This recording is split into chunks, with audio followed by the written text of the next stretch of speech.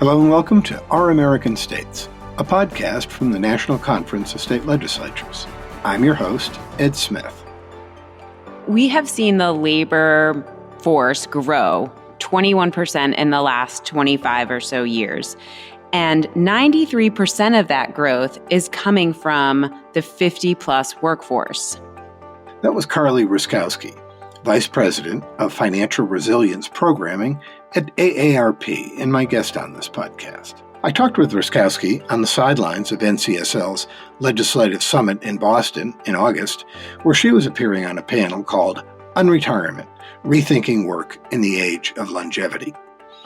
She explained how demographic trends mean the lion's share of the workforce growth is among the over-50 crowd, and a related trend that has seen more than a fifth of retirees working full or part-time jobs. Roszkowski also discussed the inherent bias in many automated systems that screen job applicants. The companies she talks with, however, are eager to try to eliminate that bias because they value keeping and attracting older workers. Here's our discussion. Carly, great to have you on the podcast. Thanks so much, Ed. Happy to be here. So I'm really excited to talk to you about this topic. Older people are involved in the job market in a lot of different ways, and we're going to talk about the value of that group of workers, some of the barriers that they face. But first, why don't you give us an overview of that over-50 workforce? Sure. We're looking at today a tight labor market with historically low unemployment rate that has been creeping up a little bit over the last few months. We're at about 4.2%. But over half the labor market, 52%, is 40 and older. You have 5 generations in the workforce today. Millennials in a few years will be turning 50, and Gen Alpha is about 5 to 7 years from the workforce. One stat that you pointed out in your presentation is that the labor force grew by 21% in the last 25 years.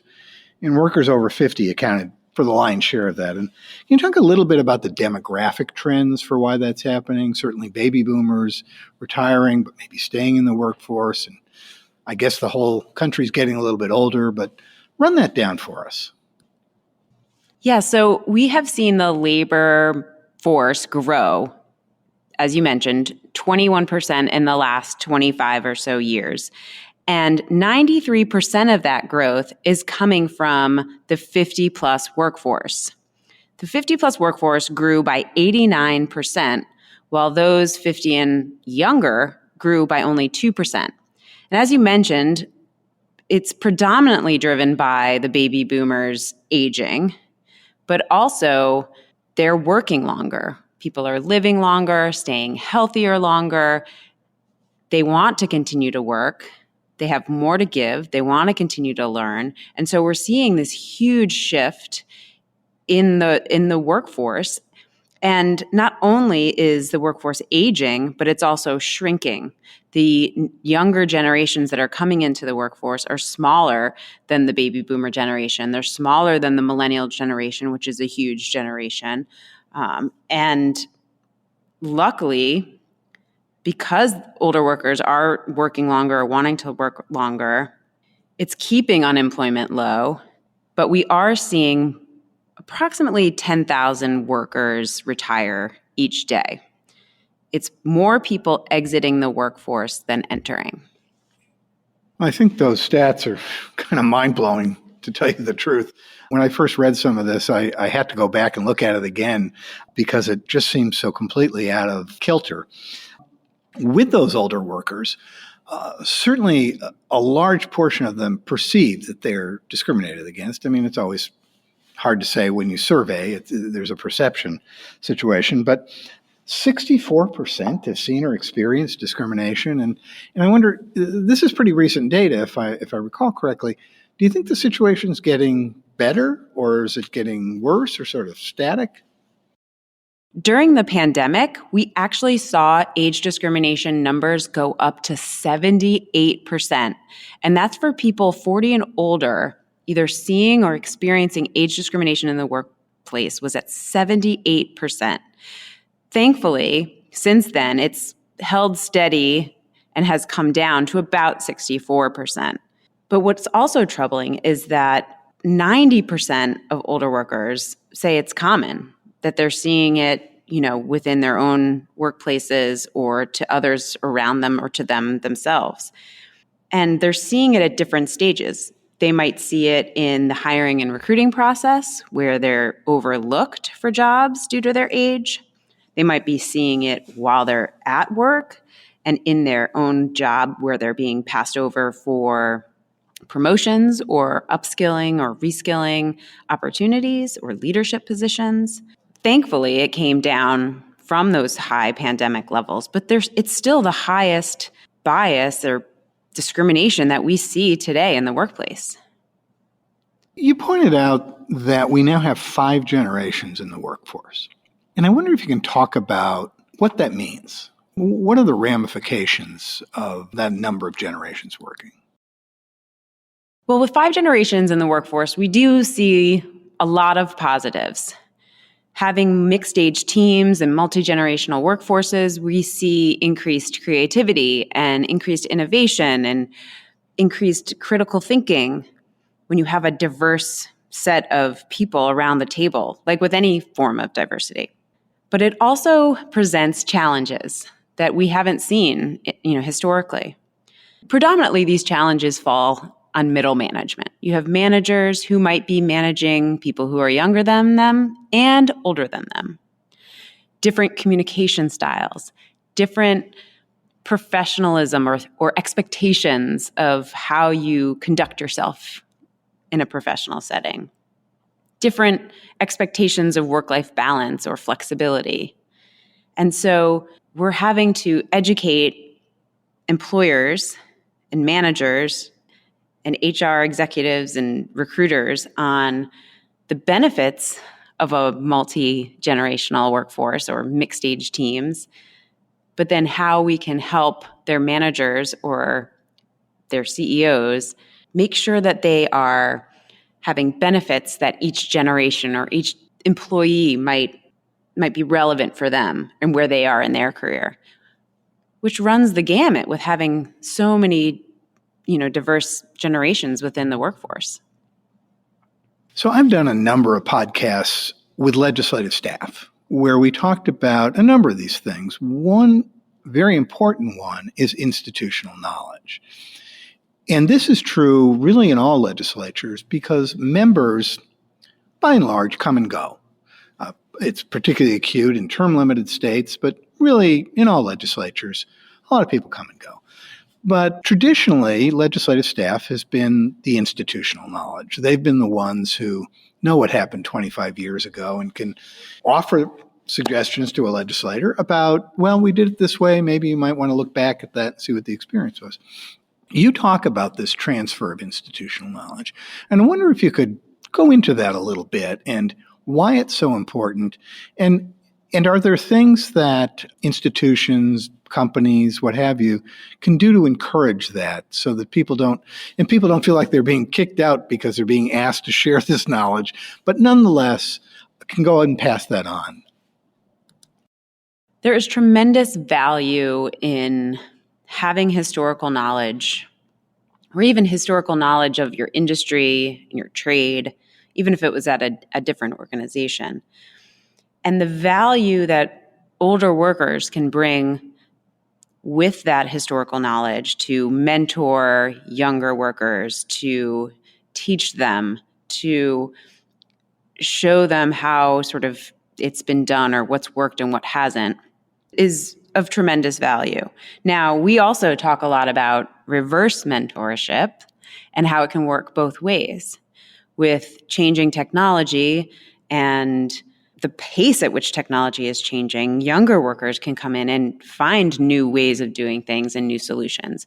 But having that historical context of maybe what has worked in the past or what hasn't, and being able to share it and use it to continue to be more efficient, to move the work forward, to be more productive is invaluable. And we see it predominantly with older workers due to older workers having a tendency to stay longer at organizations, right? The research shows that They have longer tenure at organizations. And what we also see is that a few years ago, Mercer did some research where there is correlation between longer tenures at an organization and the bottom line.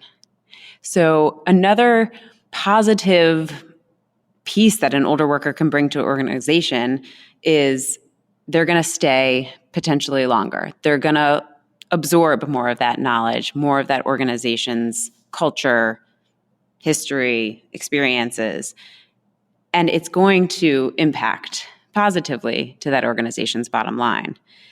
And they've also seen that when you have those older workers who have stayed at an organization longer and they're teaching younger and mentoring younger workers, sometimes that lower turnover propensity of older workers stabilizes these teams and these units and contributes to having younger workers potentially stay longer because they're learning and they're growing and they're feeling a part of the culture.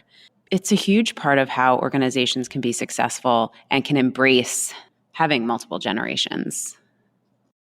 Let me ask you about another aspect of technology, and that's the use of digital tools to screen resumes, LinkedIn, some of these things that I think you've suggested in some ways these can be discriminating against older workers. And can you talk a little bit about that? And I found this a very, very interesting aspect of the presentation, some presentations you've made, because frankly, it never even occurred to me. So talk a little bit about that.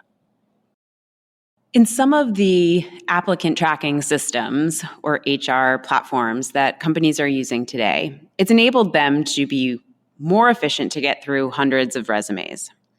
Unfortunately, sometimes the models that these applicant tracking systems are based on have inherent bias within them. And a lot of it can be age bias without even knowing.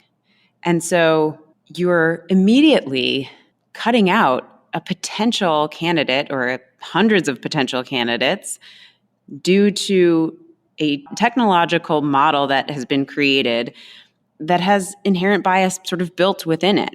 And so we talk a lot about making sure if you're using this technology in order to, because I understand, right? Some of these job openings are getting hundreds and hundreds of candidates. And for one person, if you have one recruiter or one HR staff that's going through them, it becomes impossible to get through everything. But if the models are built on a bias that's already instilled in it, you're missing out on potentially good candidates that could bring a ton of experience and knowledge to your organization. So we work and educate employees or older workers, job seekers, on how to create a resume or to do a job search where you have to get through those applicant tracking systems. We talk about, even though you have 30 years of work experience, keep your resume to 2 pages. Have it just your relevant, sort of most recent experience. Take off the graduation rate, the dates if you don't want to talk about when you got your degree, if it's not relevant because you've been doing skills recently that are relevant to the job you're applying for. We talk about making sure your resume has keywords from these job postings because that's what these technology applicant systems are doing. They're screening or scanning for those keywords. And so if you're putting the exact verbiage from those job descriptions in your resume, you're more likely to kind of get through that initial pass. Okay, well, I'm going to take that 1975 college graduation date off my resume, Carly. Thank you. Thank you for that tip. In my street address, right, in my landline. But on a serious note, we talked a little bit offline about AI, and one of the problems that's come up with AI and large language models generally is that they're trained on humans, and humans, as we know, do have a lot of these biases. So that's going to be a challenging thing, I think, to overcome. Let me ask you about another challenging thing to overcome, and that you've talked about in your presentation is the myths about older workers. They know nothing about technology, they're going to be slower, and so on and so forth. not necessarily true. And I think you kind of laid out some interesting stats about that. Maybe you can share some of those with the listeners. Yes, our research shows that older workers have a growth mindset, which means they want to continue to learn. They want to continue to be challenged. When given the opportunity, they want to upskill. When given training opportunities within their organization, they want to learn new technologies. We also talk a lot about the myth around older workers just wanting to retire or just, hanging on for one more year because they're going to retire. Again, older workers tend to stay at organizations longer.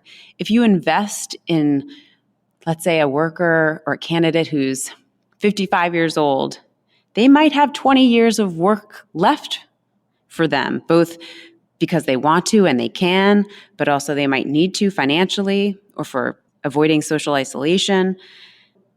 Breaking down these stereotypes and these myths through research, through education that we do both to employers and to job seekers themselves is huge and needs to continue to happen as society, has unfortunately put these stereotypes on older workers that just aren't true, that we're not seeing. 89% of our older workers from our research want to make sure that when they're accepting a new job, they have the opportunity to use their skills and talents and continue to grow. 79% seek out opportunities to learn new skills. And 65% say that there's still a lot that they plan to accomplish in their work or career. So you do offer advice to companies about how to create a situation where they're taking the ageism out of the hiring process.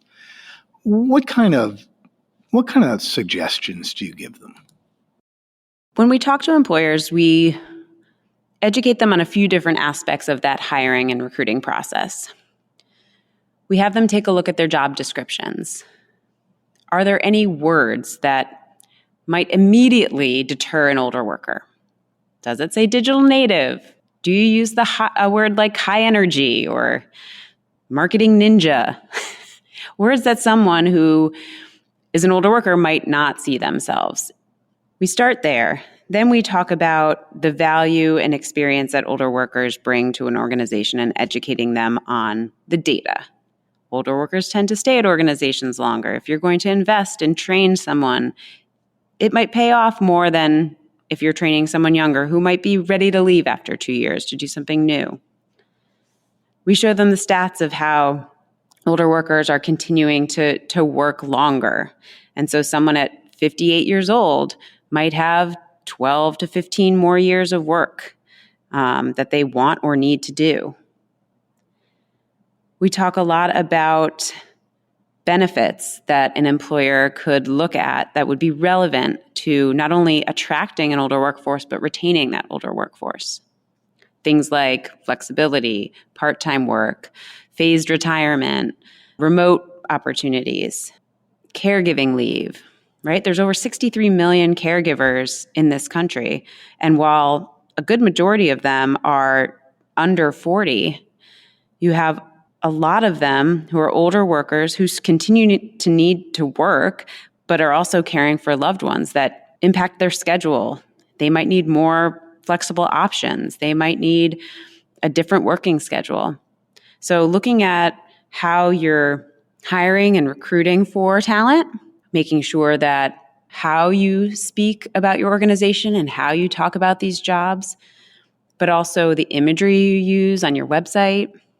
Would older workers or older candidates see themselves there? Do you have a range of ages and people that represent your organization?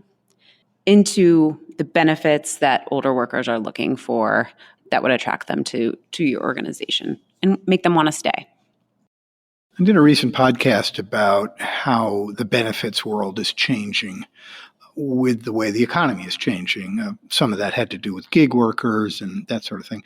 But one of the guests was also involved in the caregiving area, and the point was companies trying to make benefits available for people who had to do caregiving so that they were more flexible in that respect.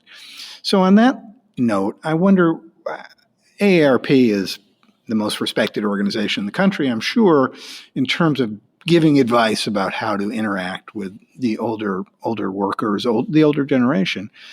Are companies receptive to this? Do they seek out this information? Do they perceive it as important for them to know these things?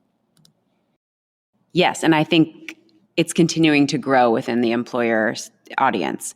We have what we call our Employer Pledge Program, where we have over 3,000 employers who have signed a pledge and are committed to hiring an age-diverse workforce. Those employers know the value that older workers or a multi-generational workforce and what it can do for their organization. They're looking to fill jobs with older workers. I mean, they call us, can you help us find these older workers? And we have helped organizations with starting intergenerational ERGs, older worker ERGs or employee resource groups. We've helped them start caregiving leave benefits. We've helped them with flexible work or phased retirement or part-time benefit options for those who may need it. And they want to retain, if it's an older worker or a younger worker who's caregiving and might need a more flexible arrangement.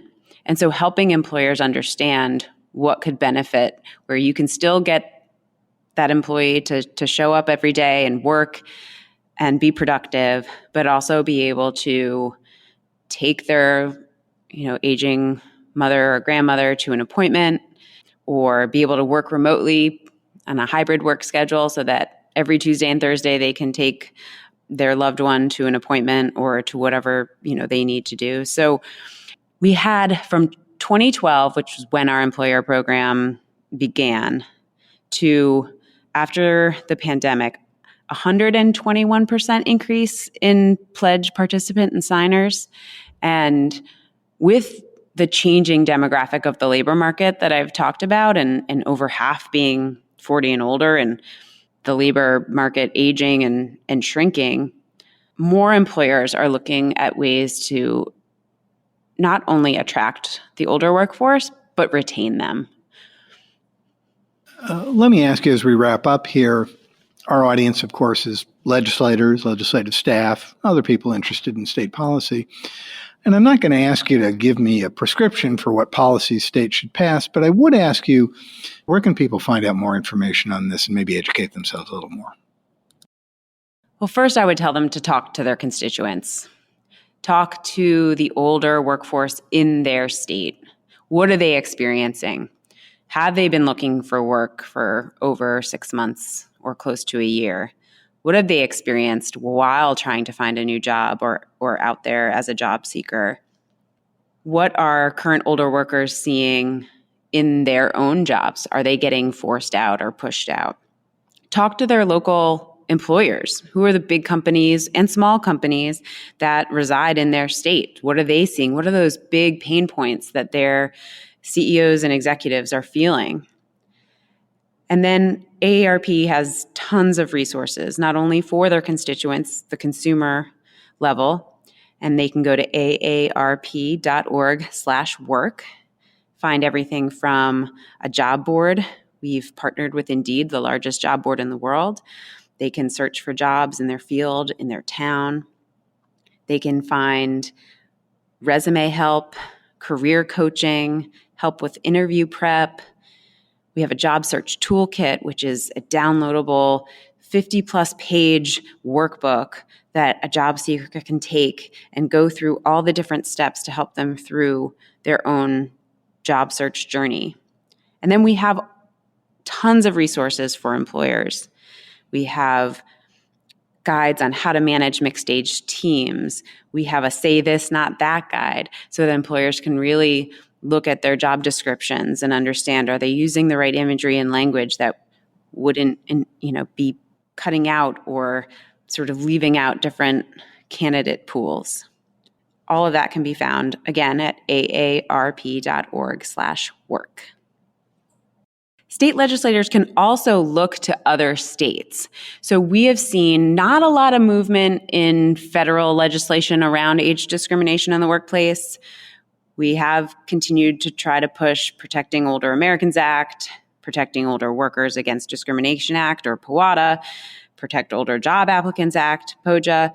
But at the state level, there are a number of states that have been passing legislation where, for instance, in Oregon, they helped pass a bill, HB 3187A, that is prohibiting employers from seeking an applicant's age or date of birth or graduation dates during that initial interview or that hiring and recruiting process. Colorado has passed a Job Application Fairness Act that's similar. Connecticut passed a Ban the Box bill. Delaware, California, Minnesota, and Pennsylvania all have similar bills that they've passed. Go to your other colleagues in other states and see what has worked and what has benefited their older worker population to see if something like that type of bill could work in their state. Thanks so much for taking the time to do this. Thanks so much, Ed, for having me. It's been fantastic. I've been talking with Carly Roszkowski of AARP about the over-50 workforce and its role in the U.S. economy. Thanks for listening. You can find NCSL podcasts wherever you get your podcasts. This podcast, Our American States, dives into some of the most challenging public policy issues facing legislatures. Our occasional series, Across the Aisle, features stories of bipartisanship. Also check out our special series, Building Democracy, on the history of legislatures.